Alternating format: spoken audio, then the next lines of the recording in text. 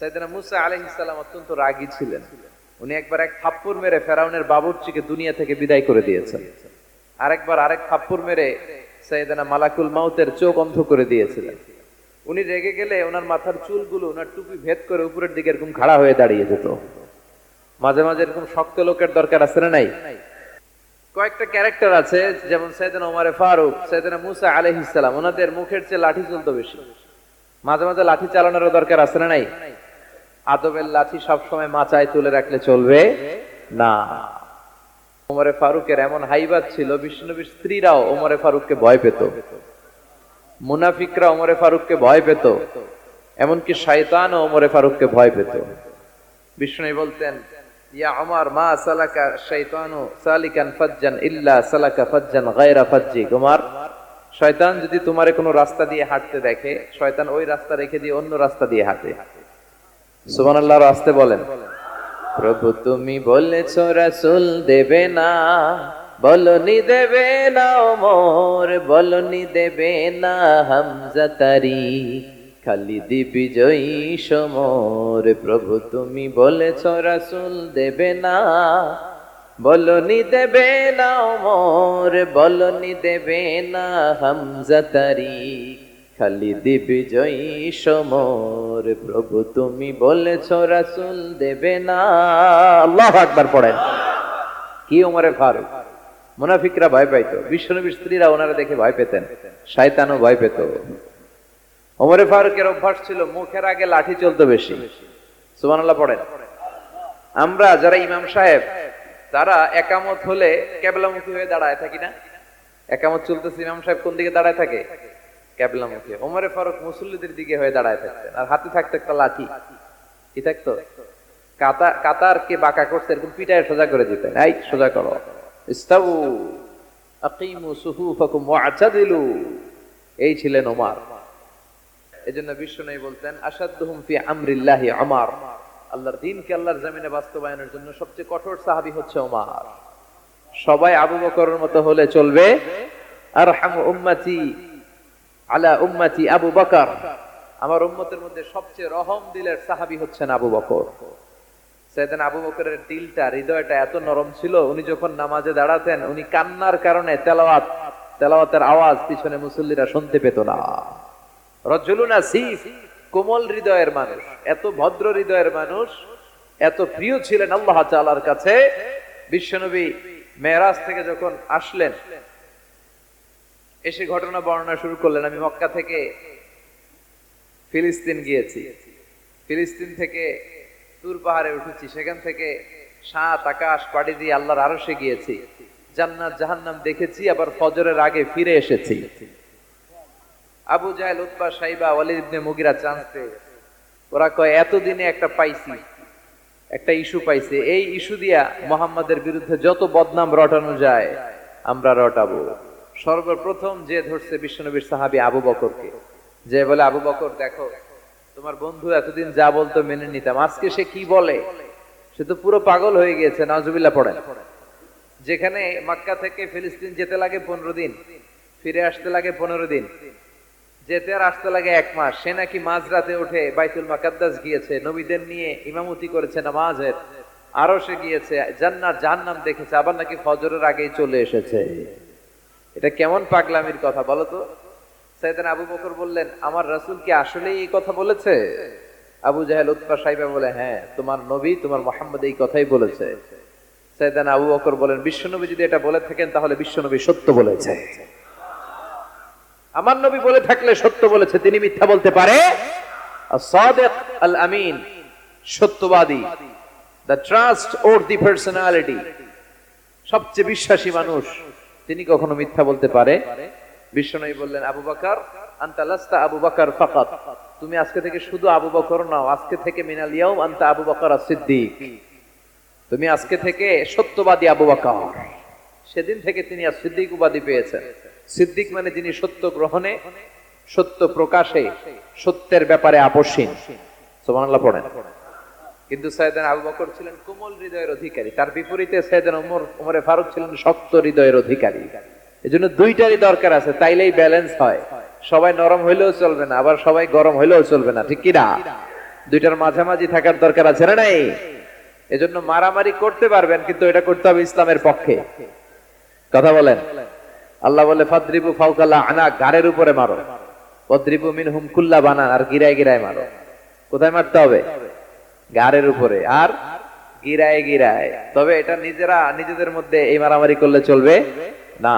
ইসলামকে প্রতিষ্ঠা করার জন্য, কালেমার বাণীকে সুউচ্চ করার জন্য যদি মারামারিরও প্রয়োজন হয়, আমরা মারামারি করতে রাজি আছি না নাই? কোন একদিন এ দেশের আকাশে কালিমার পতাকা উড়বে, সেদিন সবাই খোদাই বিধান পে দুঃখ বেদনা ভুলবে। কোন একদিন এ দেশের আকাশে কালিমার পতাকা উড়বে, সেদিন সবাই খোদাই বিধান পে দুঃখ বেদনা ভুলবে। ঠিক কিনা? এটা আমাদের স্বপ্ন। আমরা কালিমাকে বিজয়ের আসনে দেখতে চাই। আর মুমিনকে বিজয় দান করে কে? চিল্লায় বলেন কে? আল্লাহ বলেন ওয়ালা তাহিনু ওয়ালা তাহজানু ওয়া আনতুমুল আ'লাউনা ইন কুনতুম মুমিনিন। চিন্তিত হয়ো না, দুশ্চিন্তা করো না, বিজয় তোমাদের হবেই যদি তোমরা মুমিন হও। তবে ঈমানটা হতে হবে পাক্কা ঈমান। কথা বলেন। এজন্য মারামারি করলেও এটা ইসলামের পক্ষে মারামারি করতে হবে। ইসলামের পক্ষে থাকলেই লাভ। কারণ ইসলামকে যে বিজয় দেয়া হবে এটার ঘোষণা দিয়েছে কে? ওরা চায় মুখের ফুৎকারে ইসলামের বাতিকে নিভিয়ে দিতে। আল্লাহ বলে কিয়ামত পর্যন্ত আমি ইসলামের বাতিকে জ্বালিয়ে রাখবো। Up to the day of judgement ইসলামের আলো জ্বলতেই থাকবে, কেউ এটাকে থামাতে পারবে? দেখেন তিনি আজীবন ধরে ক্ষমতার চেয়ারে আসীন, তার ক্ষমতার চেয়ার কেউ কেড়ে নিতে পারবে না। কথা বলেন। কথা কানাকে বিএনপির ক্ষমতার চেয়ার কেড়ে নেয় আওয়ামী লীগ, আওয়ামী লীগের ক্ষমতার চেয়ার কেড়ে নেয় বিএনপি। এগুলো আমরা দেখছি না? এখন অবশ্য লম্বা সময় ধরে বাংলাদেশ আওয়ামী লীগ ক্ষমতার চেয়ারে আছে। হয়তো কোনো কারণে আওয়ামী লীগের পর আবার নতুন কোন দল ক্ষমতায় আসতে পারে কি পারে না। এভাবে পৃথিবীর রদবদল হয়। আজীবনের জন্য কেউ ক্ষমতার চেয়ারে বসে থাকতে পারে একজন ছাড়া। তিনি কে? আল্লাহ। সেই যে ক্ষমতার চেয়ারে বসছে, কেউ আল্লাহর ক্ষমতার চেয়ার কেড়ে নিতে পারবে? চিল্লায় বলেন পারবে? এই পৃথিবীতে যারা ক্ষমতায় আসে তাদের কারো ক্ষমতার মেয়াদ 5 বছর। এই যে বাংলাদেশ আওয়ামী লীগ নতুন করে ক্ষমতায় এলো, মেয়াদ কয় বছর? কথা বলেন। 5 বছর। কোন কোন দেশে 10 বছর। আল্লাহ যে ক্ষমতার চেয়ারে বসছে, আল্লাহর ক্ষমতার মেয়াদ কয় বছর? 20 বছর। কি কয়? হ্যাঁ, 50, 100 বছর। কয় বছর? আজীবন মেয়াদ। সুবহানাল্লাহ কইবেন না? হুয়াল আউয়ালু ওয়াল আখিরু ওয়াল যাহিরু ওয়াল বাতিন ওয়া হুয়া বিকুল্লি শাইইন আলীম। আল্লাহ বলে আমি প্রথম, আমি শেষ, আমি গোপন, আমি প্রকাশ্য। আমি চিরকালের জন্য ক্ষমতার চেয়ারে বসেছি, কোনোদিন এই চেয়ার আমি ছাড়বো না। ঠিক কি না? উনি আজীবন ক্ষমতার মালিক। উনি শুরু থেকে আছেন, শেষ পর্যন্ত থাকবেন। সুবহানাল্লাহ পড়ে। আমার কথা কি বোঝা যাচ্ছে? বুঝতে পারতেছেন? পৃথিবীর অনেক দেশে আবার ডেমোক্রেটিক সিস্টেমে ভোটে জিতে ক্ষমতায় আসতে হয়। যেমন আমাদের দেশ ডেমোক্রেটিক কান্ট্রি। ভোট যার বেশি, ক্ষমতা তার বেশি। ভোট পেয়ে ক্ষমতায় আসে। তো আল্লাহ তো ভোটে জিতে মনে হয় ক্ষমতায় আসছিল না? ভোট ছাড়া আসছে? কারচুপি করে আসছে আল্লাহ। হ্যাঁ, অনেক দেশে রাজতন্ত্র, মোনার্কি সিস্টেম, রাজার পোলা রাজা। আল্লাহর বাবা ছিল রাজা, এজন্য আল্লাহও রাজা। কথা বলেন। আল্লাহ বলে না, ভোটে জিতে আমার ক্ষমতার চেয়ারে বসা লাগে নাই। আমার বাবা নাই, আমার ছেলে নাই, আমার কেউ নাই, আমি একাই সব ক্ষমতার মালিক। আমি চিরকালের জন্য এই ক্ষমতার চেয়ারে বসা। চিরকাল, আজীবন তিনি ক্ষমতার চেয়ারে থাকবেন।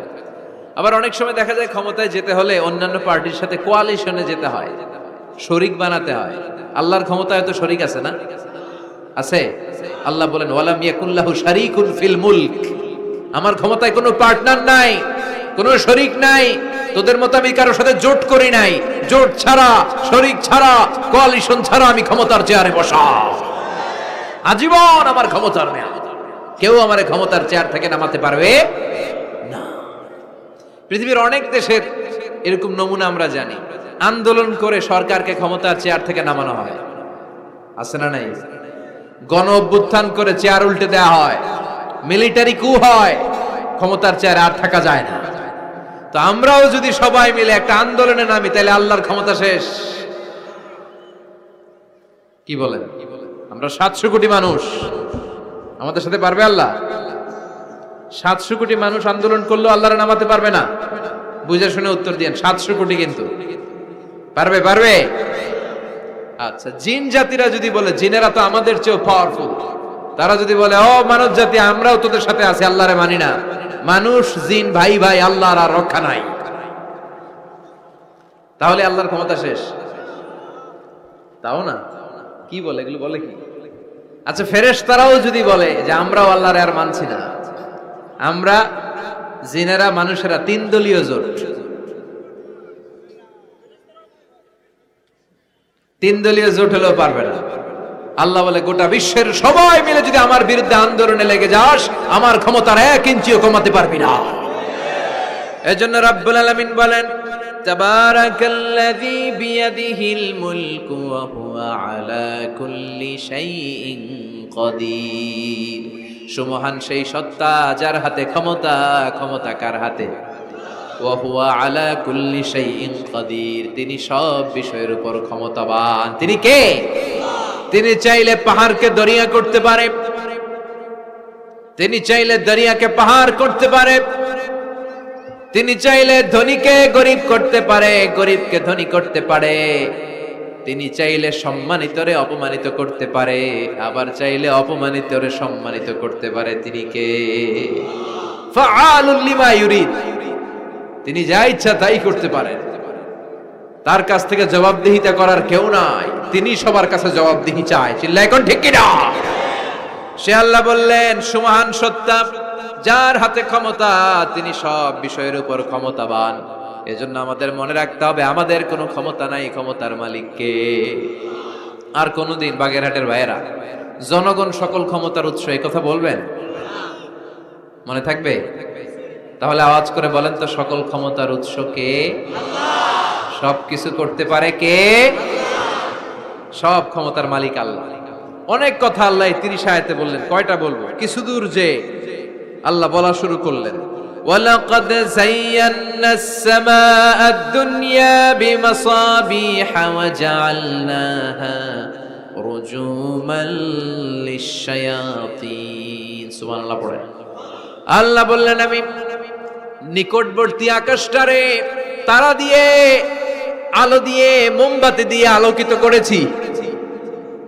I have beautified the closer sky with light and candles. আমি তারা দিয়ে নিচের আকাশটাকে সুশোভিত করেছি। তারা দিয়ে আমাদের আকাশটারে, মহাশূন্যটারে সুশোভিত করেছে কে? তারা চেনেন? চেনেন না? খালি আকাশের দিকে রাতে তাকালে কি দেখা যায়? তারা। রাতের বেলা তারার মেলা। এখন তো লাইটিং ফাইটিং এর যুগ, তারা চেনা যায় না। আগের লোকেরা তারা না দেখে কিছু করতে পারতো না। আগের মুরব্বীরা তারা দেখলেই বুঝতো কয়টা বাজে, ঘড়ি লাগতো না। আগের নাবিকেরা তারা দেখে তারা রাত কয়টা বাজে নির্ধারণ করে ফেলতো। সুবহানাল্লাহ পড়েন। কত ধরনের তারা আছে। শুক তারা নাম শুনছেন? ধ্রুব তারা শুনেছেন? সপ্তর্ষি মণ্ডল একটা আছে, অনেকে তারা চেনে না। গুটি গুটি গুটি গুটি 7টা তারা একসাথে দেখবেন, এটার বলে সপ্তর্ষি মণ্ডল। আল্লাহ বলে এই তারা দিয়ে আমি আকাশটারে সুশোভিত করেছি। এই তারাগুলো কিন্তু প্রথম আকাশে না, এই তারাগুলো প্রথম আকাশের মহাশূন্যে অবস্থিত। আমরা খালি চোখে যা দেখি এটা আকাশ নয়, এটা মহাশূন্য। এটা কি? বাগেরহাটের ভাইরা উত্তর করেন, এটা কি? এই মহাশূন্যের অনেক অনেক অনেক অনেক অনেক উপরে আকাশ। ওই আকাশ যে কত উপরে এটা নাসার বিজ্ঞানীরাও জানে, শুরুতে আমরা দেখতে পাই প্রথম আকাশের মহাশূন্য, এর অনেক উপরে প্রথম আকাশ, তারপরে শুরু হয় দ্বিতীয় আকাশের মহাশূন্য, তার অনেক উপরে দ্বিতীয় আকাশ, তারপরে তৃতীয় আকাশের মহাশূন্য, তারপরে তৃতীয় আকাশ, এভাবে একটার চেয়ে আরেকটা বড়, একটার চেয়ে আরেকটা বড়। দ্বিতীয় আকাশের তুলনায় প্রথম আকাশটা কত ছোট শুনতে চান? আপনার হাতের আংটিটা যদি আপনি সাহারা মরুভূমিতে ছুঁড়ে ফেলে দেন, পৃথিবীর সবচেয়ে বড় মরুভূমির নাম কি জানেন? সাহারা মরুভূমি। এই সাহারা মরুভূমিতে আপনার হাতের আংটি ছুঁড়ে ফেলে দিলে পুরো মরুভূমির তুলনায় আপনার হাতের আংটি যত ছোট, আল্লাহর দ্বিতীয় আকাশের তুলনায় আল্লাহর প্রথম আকাশটা ঠিক তত ছোট, একটার চেয়ে একটা বড়। তারপর আমরা নিজের বড় বড় করে দাবি করি। এই যে আজকের প্যান্ডেলে এত মানুষের সমারোহ হয়েছে, তাকালে মনে হয় না যে কত বিশাল জায়গা? কথা বলেন, বিশাল মনে হয় না? পিল জঙ্গ এইটার যদি এত বড় মনে হয়, তাহলে পিল জঙ্গটা কত বড়? হ্যাঁ, আরো। এইটার চেয়ে নিশ্চয়ই বাগেরহাট বড়। কথা কয় না? বাগেরহাটের চেয়ে নিশ্চয়ই পুরো বাংলাদেশটা বড়। বাগেরহাট হলো 64 জেলার এক জেলা। 64টা জেলা মিলে সুজলা সুফলা আমাদের এই বাংলাদেশ। বাংলাদেশ হচ্ছে পৃথিবীর সবচাইতে বড় দেশ। হ্যাঁ, এরা দেখি আমার সব কথার সাথে খালি দ্বিমত করে। বাংলাদেশ সবচেয়ে বড় দেশ না? কত ছোট জানেন? মানচিত্রে বাংলাদেশ লেখার জায়গাটাও আমরা পাই না। বাংলাদেশ এটা লিখতে গেলে BAN পরে ইন্ডিয়ার উপরে, GLA পরে বাংলাদেশের উপরে, আবার DESH পরে আবার ইন্ডিয়ার উপরে। আমাদের বাংলাদেশটা এত ছোট, বাংলাদেশ লেখার জায়গাটাও মানচিত্রে আমাদের জন্য নাই। এত ছোট দেশ, এত ছোট। ইন্ডিয়া প্রায় 20-25 গুণ বড় আমাদের চেয়ে। আমেরিকা, কানাডা শতগুণ বড়। রাশিয়া একটা দেশ আছে কয়েকশো গুণ বড়। এরকম 200টা বিশাল দেশ মিলে পৃথিবী, 200টা দেশ মিলে পৃথিবীর 30 ভাগ, বাকি 70 ভাগ শুধু পানি। বাকি 70 ভাগ কি? এই স্থল আর জল মিলে আমাদের পৃথিবী। তাহলে আজকের এই প্যান্ডেলের জায়গার তুলনায় পুরো পৃথিবীটা কত বড়? সুবহানাল্লাহ কইতে পারলেন না? তাহলে এই পৃথিবীটা আমাদের কাছে এখন পর্যন্ত যেটা আমরা আলোচনা করলাম বোঝা গেল অনেক বড়, এত বড় পৃথিবী। কিন্তু আমরা শুনতে পাই যে সূর্যটা আমরা দেখতে পাই দিনের বেলা, ওই সূর্যটা নাকি এই বিশাল পৃথিবীর চেয়ে 13 লক্ষ গুণ বড়। চিন্তা করতে পারেন? খালি তো মাথা নাড়াইতেছেন। আসলে কি আমরা চিন্তা করতে পারি? 13 লক্ষটা পৃথিবী সূর্যের মধ্যে রেখে দেওয়ার জায়গা করে দিয়েছে কে? 9,30,00,000 মাইল দূরে সূর্য 8 মিনিট 18 সেকেন্ড সময় নিয়ে নেয় আলো পৌঁছাতে। এত বিশাল সূর্য। তার মানে কি সূর্যটাই সবচেয়ে বড়? এর চেয়ে অনেক বড় বড় তারা আছে। সূর্যের পরে পৃথিবীর সবচেয়ে কাছের তারার নাম প্রক্সিমা সেন্ট্রাই। গুগল করলে দেখবেন যে কত তারা। এরপরে Alpha Centauri A, Alpha Centauri B, এইভাবে তারা শুরু। এটা ক্যারিনা, ব্যাটেলজিউস। যেই সূর্য পৃথিবীর চেয়ে 13 লক্ষ গুণ বড়, ব্যাটেলজিউস নামে একটা তারা আছে, ওই তারা সূর্যের চেয়ে 33 কোটি গুণ বড়। তার মানে কি ব্যাটেলজিউসই সবচেয়ে বড় তারা? না, এটা ছোট্ট সাইজের তারা। এইটার চেয়েও কত হাজার কোটি গুণ বড় তারা যে মহাশূন্যে আছে তার কোনো ইয়ত্তা আমাদের নাই। এরকম হাজার হাজার million trillion zillion pillion octillion তারা মিলে আমাদের এই গ্যালাক্সিটা গঠিত। আমাদের গ্যালাক্সির নাম মিল্কি ওয়ে। আমাদের গ্যালাক্সির নাম শুনছেন না? বিজ্ঞানে আমরা পড়ছি না? আমাদের গ্যালাক্সির নাম মিল্কি ওয়ে। আমাদের গ্যালাক্সির পরে আমাদের সবচেয়ে কাছের গ্যালাক্সির নাম অ্যান্ড্রোমেডা। কি নাম? আমাদের গ্যালাক্সি থেকে অ্যান্ড্রোমেডাতে পৌঁছতে 2.5 মিলিয়ন লাইট ইয়ার লেগে যাবে যদি লাইটের গতিতে আমরা ছুটি। 2.5 মিলিয়ন লাইট ইয়ার। 1 মিলিয়নে 10 লাখ, 2.5 মিলিয়নে 25 লক্ষ লাইট ইয়ার। এই পৃথিবীতে সবচেয়ে দ্রুতগামী যে জিনিসটার আবিষ্কার হয়েছে সেটার নাম আলো। সেটার নাম সবাই বলেন। আলো সবচেয়ে দ্রুত ছোটে। কত দ্রুত জানেন? 1 সেকেন্ডে 1,86,000 মাইল বেগে ছোটে। 1 ঘন্টায় না, 1 মিনিটে না, এক সেকেন্ডে ছুটে কত দূর? আরে 1 সেকেন্ড কইতে তো 2 সেকেন্ড লাগে। 1 সেকেন্ড এটা বলতে বলতে 2 সেকেন্ড লেগে যায়, কিন্তু 1 সেকেন্ডে নাকি সে 1,86,000 মাইল দূর চলে গেছে। এই আলোর গতি সম্পন্ন একটা রকেট যদি কেউ বানাতে পারে, যে রকেটটাও আলোর মতো সেকেন্ডে 1,86,000 মাইল বেগে ছুটবে, এরকম রকেট যদি বানানো যায়, তাহলে এই রকেট দিয়ে আমাদের গ্যালাক্সি থেকে আমাদের প্রতিবেশী গ্যালাক্সি অ্যান্ড্রোমেডাতে পৌঁছতে 25 লক্ষ বছর লেগে যাবে। সুবহানাল্লাহ বাড়িতে যায় বলবেন সবাই, চিৎকার করে পড়েন আল্লাহু আকবার। সে আল্লাহ বললেন, লাকাদ যায়্যানাস সামাআদ দুনিয়া বিমাসাবিহা ওয়া জাআলনাহা রুজুমান লিশ-শায়াতিন। আমি তোমাদের জন্য দুনিয়ার আকাশটারে সুন্দর সুন্দর তারা দিয়ে সুশোভিত করেছি। এরকম বিশাল বিশাল তারা, দেখতে তো মনে হয় ছোট্ট একটা ডটের মতো না, একটা ফোঁটার মতো মনে হয় না তারাগুলা? এত বিশাল বিশাল তারা মহাশূন্যে রেখেছে কে? চিল্লায় বলেন কে? এরপরে এই সূরার মাঝামাঝি এসে আল্লাহ বললেন, হুয়াল্লাযী জাআলা লাকুমুল আরদা যালুলান ফামশু ফি মানাকিবিহা ওয়া কুলু মির রিজকিহি ওয়া ইলাইহিন নুশুর। আল্লাহ বলে, আমারে তোরা চিনিস না, চিনে নে, আমি হলাম এমন সত্তা, আমি তোমাদের জন্য জমিনটারে সমতল বানিয়ে দিয়েছি, তাই যেখানে মন চায় তোমরা সুন্দর করে হেঁটে হেঁটে যেতে পারো। তার মানে এই নয় যেখানে খুশি সেখানে যাবা, শেষকালে আমার দিকে ফিরে আসতে হবে, ঠিক কি না? মিনহা খালাকনাকুম ওয়া ফিহা নুঈদুকুম ওয়া মিনহা নুখরিজুকুম তারাতান উখরা। মাটি থেকে বানালাম, মাটির কবরে পাঠালাম, আবার মাটির কবর থেকে আমাদেরকে উঠায়া দিবে কে? আল্লাহ বললেন যালুলান, আমি জমিনকে বানিয়েছি সমতল। আরেক আয়াতে বললেন হুয়াল্লাযী জাআলা লাকুমুল আরদা ফিরাশা, আমি জমিনকে বানিয়েছি বিছানা।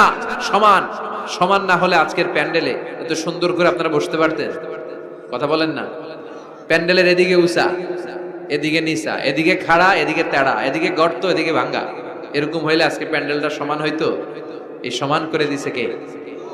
আমরা যখন বিমানে চড়ি, বিমানের জানলা দিয়ে নিচে তাকালে দেখা যায় আল্লাহ কেমন মনে হয় যে সবুজ কার্পেট বিছাই দিছে। সুবহানাল্লাহ কইতে পারলেন না? আবার আল্লাহ বলে, সবুজ কার্পেট দেখে মনে করো না যে তোমরা বেঁচে গেলা, এই সবুজ কার্পেটের ভেতরে আগুন আছে না নাই? আমরা যে পৃথিবীর উপরে লাঙ্গল দিয়ে হাল চাষ করি, গাছ লাগাই, হেঁটে চলি, এই মাটিটার নিচে আগুন আছে। কি আছে? বিশ্বাস হয় নাকি আজগুবি কথা লাগে? রূপ কথা মনে হয় না? এই পৃথিবীর মাঝখানে আছে আগুন, জ্বলন্ত আগুন। আল্লাহ কোরআনে কসম কেটেছেন, ওয়াল বাহরিল মাসজুদ, ফুটন্ত টকবগে সাগরের পানির কসম। আমেরিকান নেভাল একাডেমির সায়েন্টিস্টরা তারা হিসাব মিলাতে পারে না, সাগরের পানি দেখি ঠান্ডা, কিন্তু আল্লাহ কয় ফুটন্ত টকবগে সাগরের পানির কসম। এই গরম আল্লাহ পাইলো কই? তারা ভাবলো নিশ্চয়ই ভিতরে গরম আছে, নাইলে গরম আসলো কোত্থেকে?